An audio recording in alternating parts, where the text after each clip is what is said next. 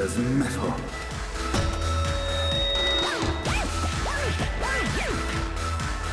The masked tragedies were used to enemies cowering as they approached, but soon they realized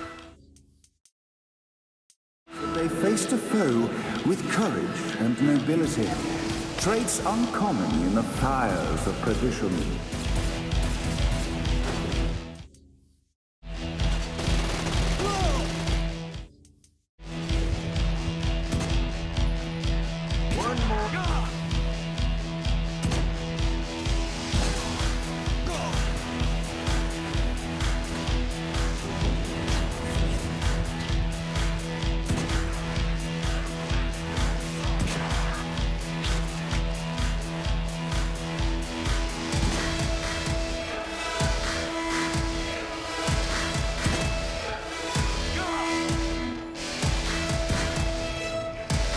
The inciting incident resolved. The time had come for rising action.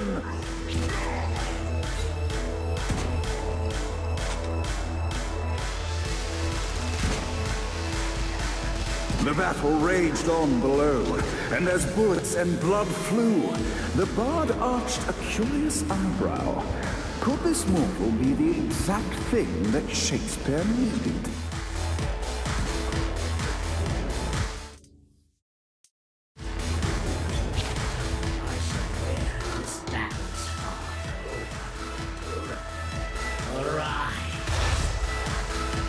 And now, Act 3!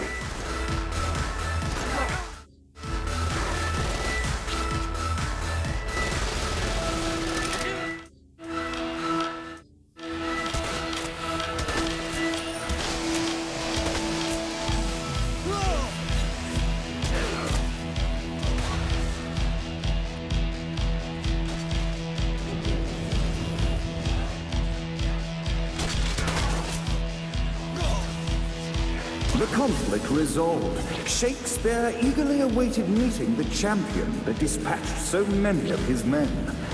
Undoubtedly, they were here for the bard's aid.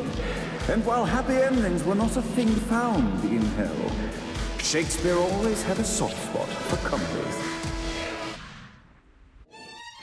In the land of the living, William Shakespeare is regarded as one of the most prolific playwrights of all time. However, to the denizens of hell, the bard is seen in a far different light. After selling his soul for fame and adoration, Shakespeare served in hell as Satan's spy master general. In doing his duty, Shakespeare would punish the souls he was investigating by forcing them to perform in grotesque passion plays for Satan's amusement. But in a Twelfth Night-esque twist, Shakespeare found himself living a double life. While he projected an image of cruelty, his heart was as soft as Jezebel's. In secret, he would tutor her on the classics and act out the works of his mortal days. When Satan found out, he cast Shakespeare out of the palace, believing that the poet would be tormented by the populace of hell, far out of Jezebel's sight. But Satan had not counted on the bard's cunning. Embracing his persona of master torturer, Shakespeare and his followers, the tragedies, took root in the entertainment district, biding their time for revenge.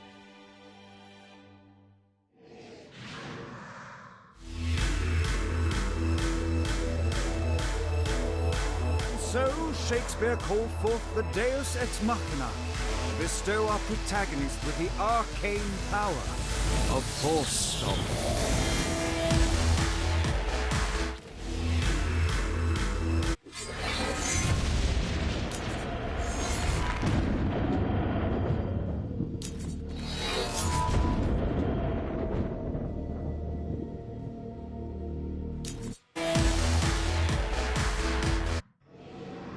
Lights up. The mortal stands in the training grounds, eager to try out his new Force Stomp power on the group of demons in front of them.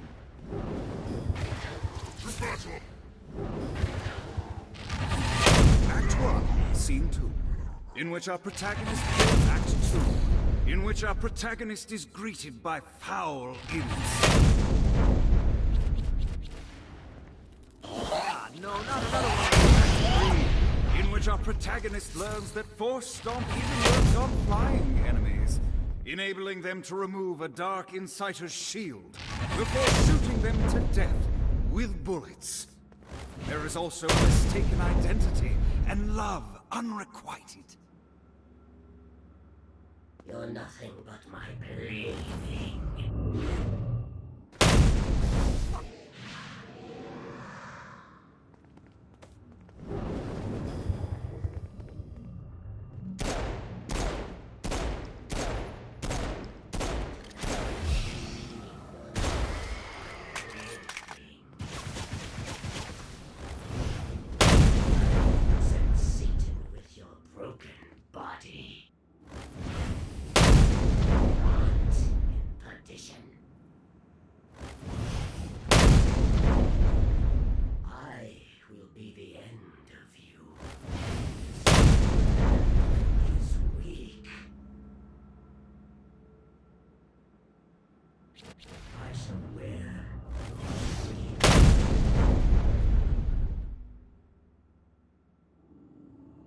You're nothing but my plaything.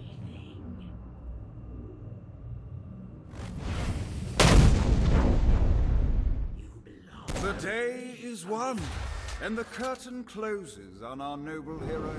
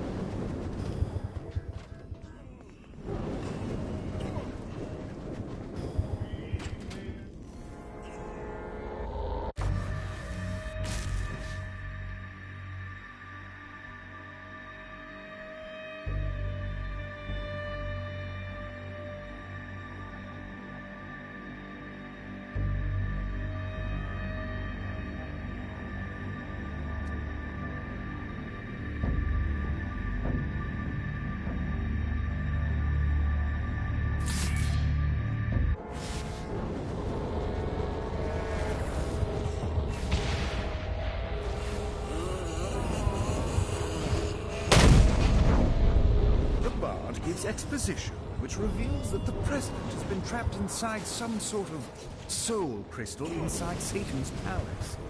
The only way for our protagonists to save them is to draw Satan out by continuing their actions in hell.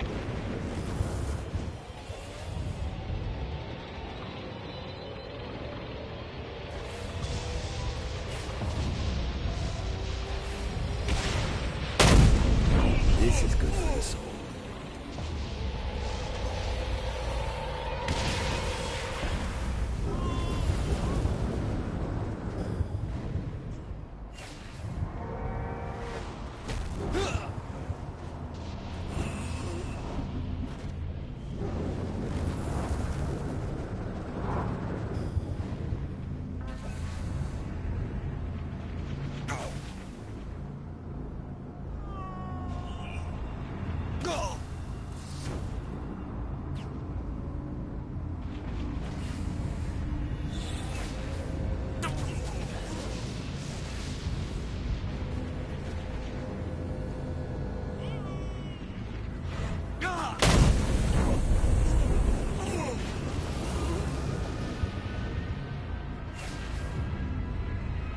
This is bad timing.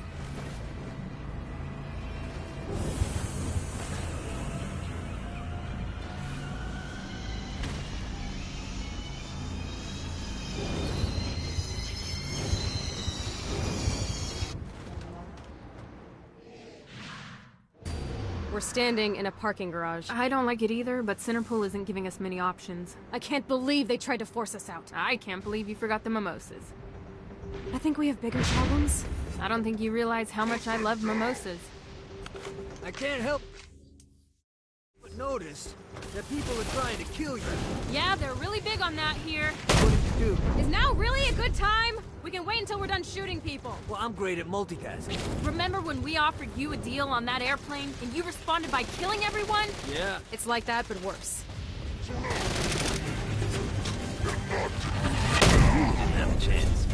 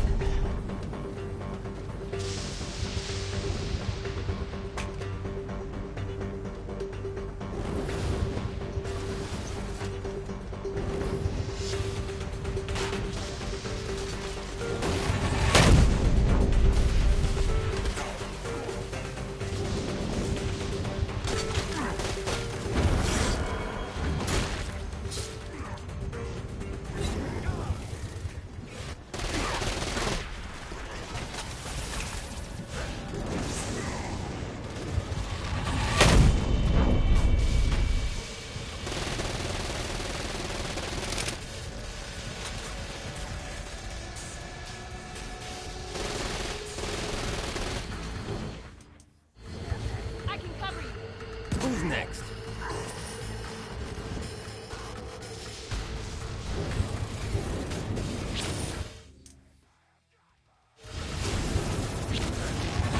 Hey, Viola. Thought you should know that Kinsey misses you. Really? That's so sweet! Who's Kinsey? You remember Kinsey. She was that hacker that Matt Miller hated. Isn't she crazy? You know, she really grows on you. Damn it.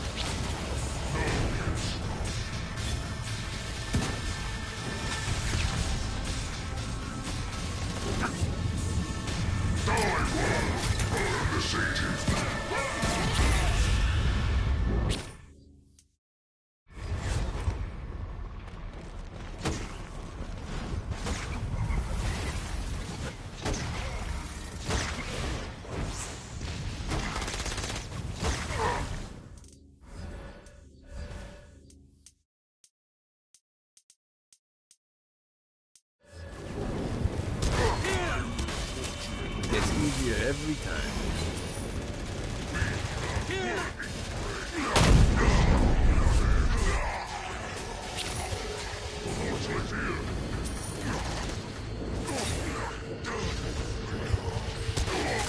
Hi.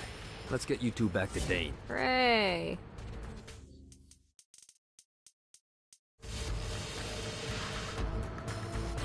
After being reunited in hell, Kiki and Viola wasted no time in doing what they do best: facilitate the running of businesses.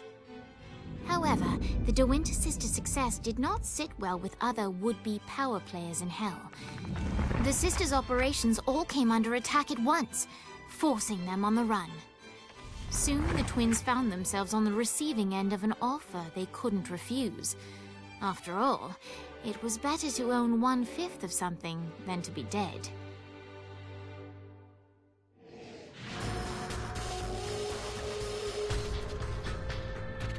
You helped us. Now let us help you. Here's a little something made popular by another group of sisters, the Gorgons.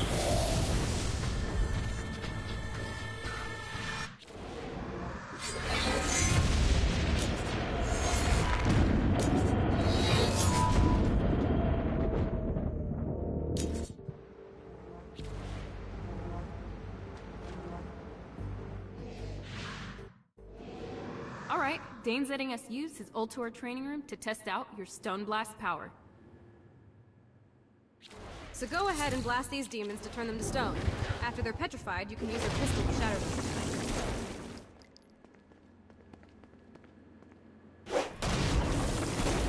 I'll fuck your world up.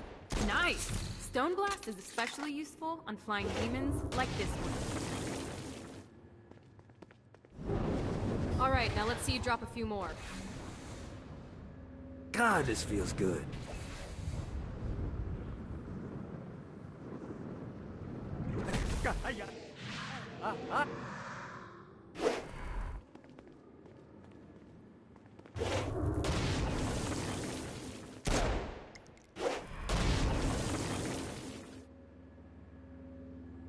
A blast will also take down the shield of a Dark Insider, leaving it vulnerable to gunfire. Take this Dark Insider out. I think you've got the gist of it. All right, let's go.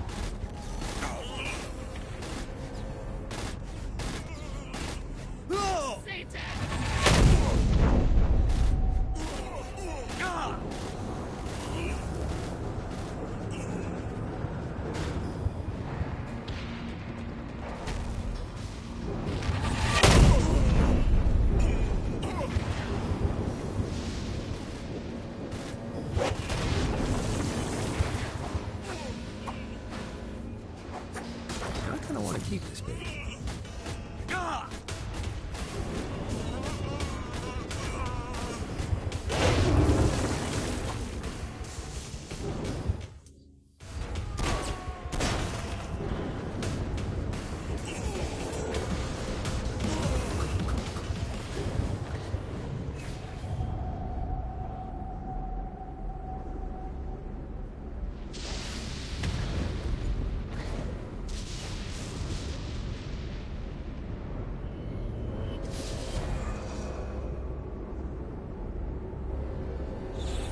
Running out of juice.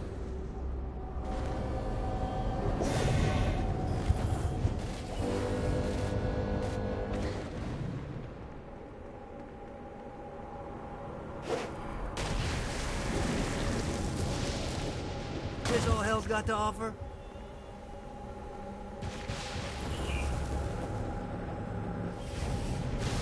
Gotta pick it up.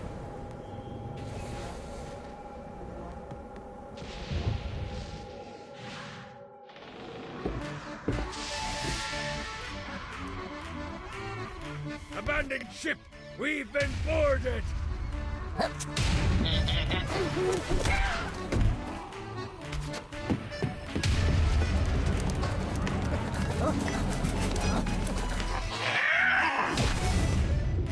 these damn things off my ship!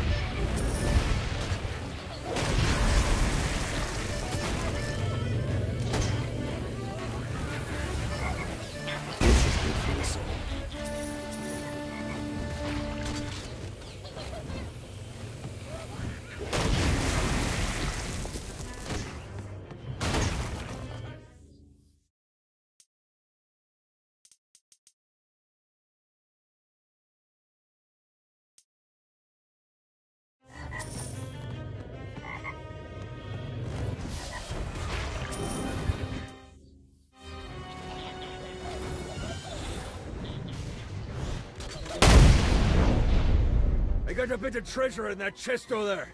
The weapon you find inside may help with our little imp problem. Ooh.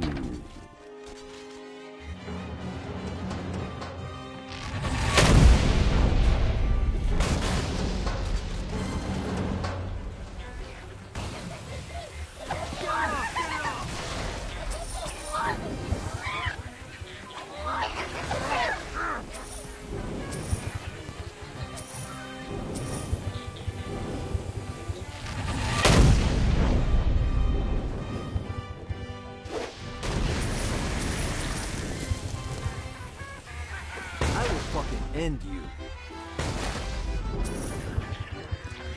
I summoned these imps to serve as my crew. I forgot what a handful they could be. Once aboard, they wouldn't listen to their captain. They ran amok in the bowels of the ship.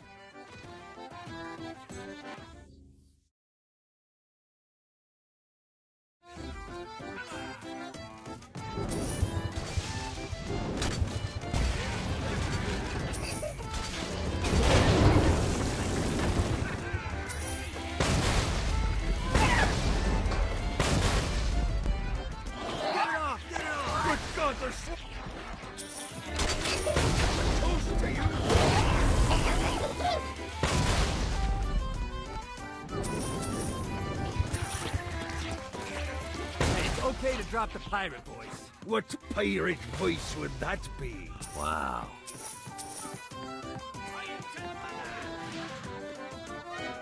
Zinyak's destruction of Earth had a profound impact on the afterlife. To heaven, it was a logistical nightmare. St. Peter's meticulous nature drove purgatory wait times to unbearable levels. Meanwhile, in hell, where souls in pain were used as currency, it created a new era of prosperity for the wickedly enterprising. This economic boon resulted in the coffers of hell to be overflowing, which in turn piqued the interest of the most notorious man that sailed the seven seas. Long had Blackbeard been a thorn in Satan's side, robbing tax collectors on a semi-regular basis. But the promise of an immeasurable fortune drove him to be even bolder. An arrangement was reached. Blackbeard would provide information on strategic targets in exchange for a share of the profit. Johnny, who was interested in murder, not money, happily agreed.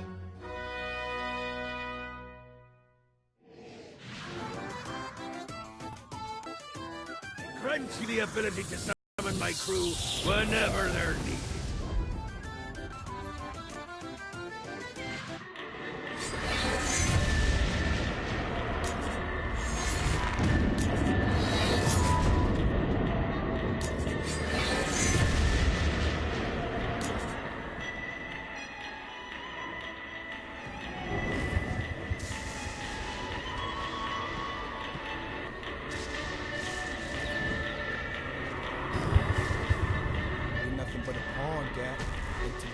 Take you off the board. Forgot about you?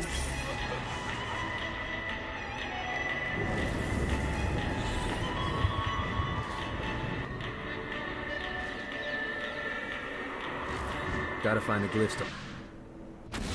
I got word from Blackbeard that every island has a treasure chest hidden on it. What's in the chest? I don't know. I'm not a fucking pirate. What I do know is that if you want to get that thing open, you have to find 3 corresponding glyphs. Look on the bright side. Nothing's trying to kill you.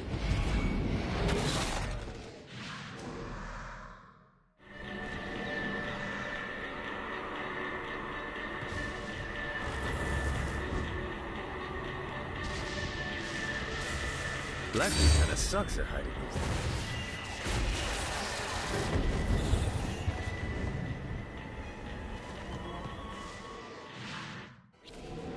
All right, matey. It's time for your lesson. Let's summon me favorite scurvy-riddled hellion, the Imp. Why don't you start off by summoning an Imp to take out those enemies?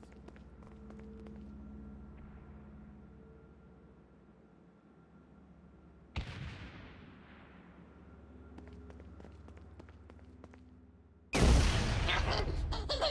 go, matey. Now take down the other demon.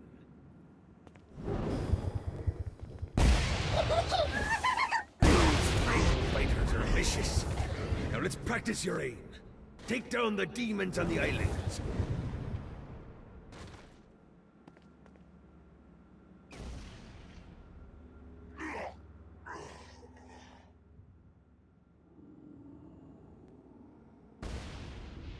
Few things are as rewarding as pressing someone into service, am I right? Now get going. There's a whole wide world waiting to be plundered.